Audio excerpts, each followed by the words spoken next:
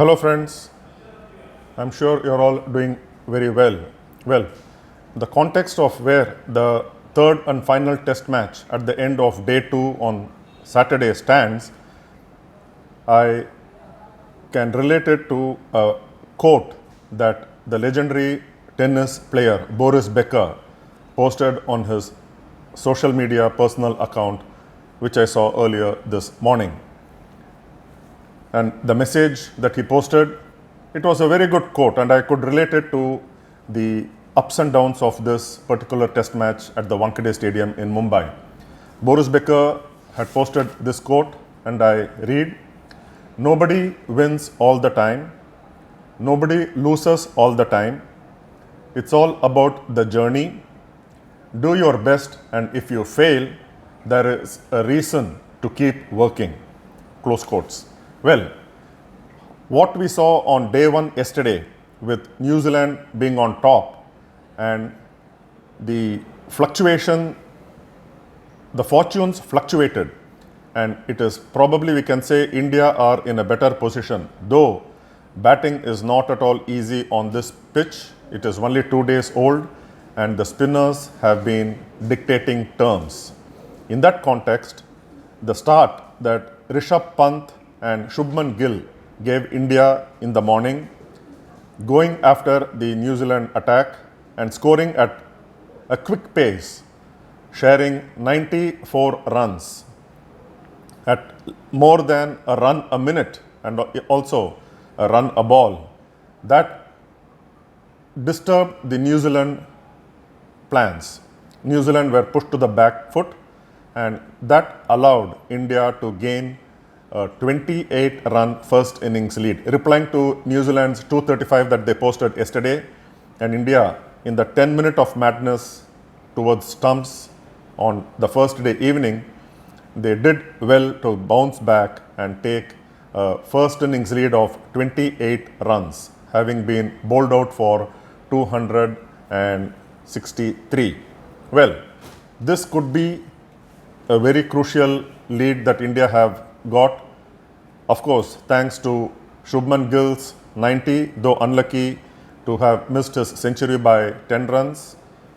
And of course, Rishabh Pant, and we all know how he bats, and the way he bats, he can just turn the fortunes into India's favor and upset the opposition's rhythm. 60 in quick time, Rishabh Pant and Shubman Gill, and their partnership was very, very crucial. And of course, one cannot forget the contribution by Washington Sundar at the end. It was largely due to Washington Sundar, who remained unbeaten on 38 runs, that took India past the New Zealand first innings total and get a lead of 28 runs. Well, 28 runs would mean nothing if you look at it. 28 runs could mean a fortune, especially on the kind of surface that is being dished out to the teams. At stumps on day 2, Indian bowlers once again put them back into the game, removing 9 second innings New Zealand wickets. And when stumps were drawn, New Zealand are sitting with a lead of 143 runs. Well, this 143 runs again may sound less in number, but on the type of surface, it could be much more than one can even imagine to attain. How India approach tomorrow, that is when play resumes on the third day on Sunday, is going to dictate the fortunes of who is going to win or who is going to lose. New Zealand will fancy their chances. No team has beaten India, whitewashed India in a test series in India, except for the 2-0 that India suffered at the hands of Hansi Cronje, South Africa in 2000. It was a 2-test series and India lost both the test matches. Otherwise, since the time that India started playing almost a century ago, test cricket that is, they have never been whitewashed in a series. in India, that is, be it a 3-match or a series of more than 3 test matches. Of course, India have lost 3-0 in a 6-match series, but then they have not been whitewashed yet. Sunday, well, it could be either India winning those crucial 12 points to stay alive in the WTC race for the final. It could be New Zealand who could create that New Zealand could be the team to do what no team has ever done before, whitewashing India in India.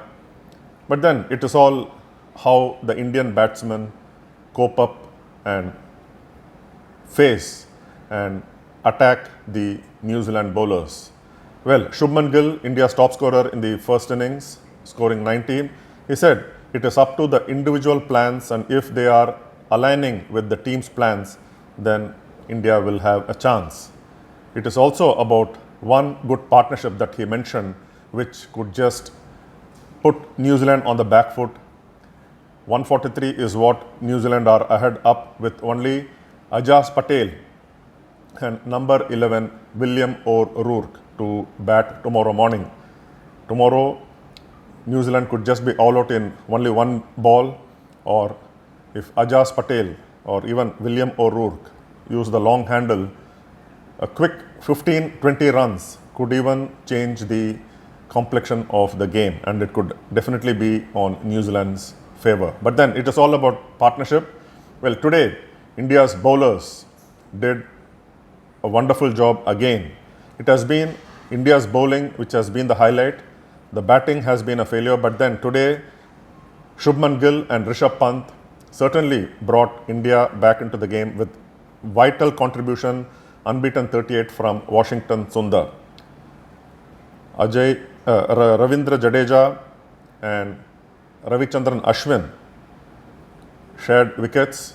Jadeja taking 4 wickets in the New Zealand second innings, Ashwin 3, to give India an outside chance of winning this test match, restricting New Zealand, who were helped again by a second consecutive 50 in this test match by Will Young, the number 3 batsman, and his useful partnership with Daryl Mitchell. One should also remember that India considered 12 byes, crucial, important extra runs. Runs were leaked in that fashion. That was because the ball was turning square, the odd ball kept low, so it beat the batsman, it also beat the wicketkeeper Rishabh Pant, and the ball went behind for crucial runs which New Zealand will go any distant to acquire. India also bowled some loose deliveries that New Zealand batsmen counter-attacked. Will Young, Daryl Mitchell, they all used the sweep shot well. They also used their feet, and the 3 sixes that Glenn Phillips hit even in his brief stay in the wicket, that also mattered a lot. New Zealand in their second innings have a total of 6 or 7 sixes that are very crucial runs and which will in the end result matter a lot. How quickly can India take that last wicket? It could just be one ball, or it could even be a frustrating 5-10 minutes or 15-20 minutes tomorrow morning. How quickly Jadeja comes up and wraps up the New Zealand along with Ashwin is what will matter a lot for India.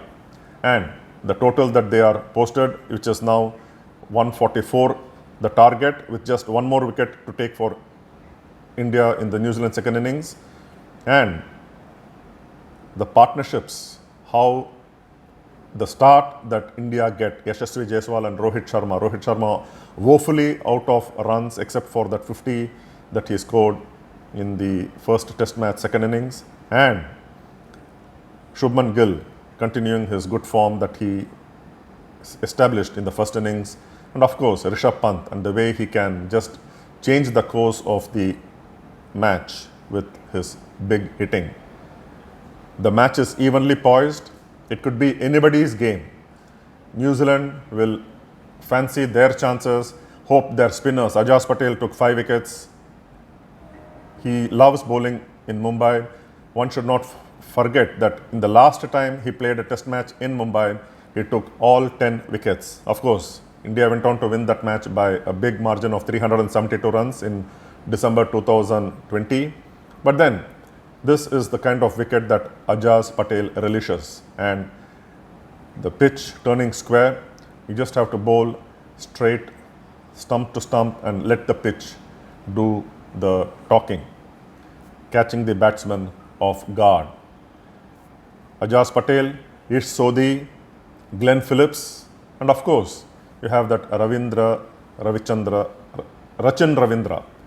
So these 4 spinners will be crucial for New Zealand, but then India, it is expected that they come good for one final time in this series and salvage some pride and not concede whitewash to the New Zealanders. Let's hope for the best. Until tomorrow evening with the wrap-up of the 3rd day's play. I'll see you again. Until then, take care, stay safe, and have a good weekend.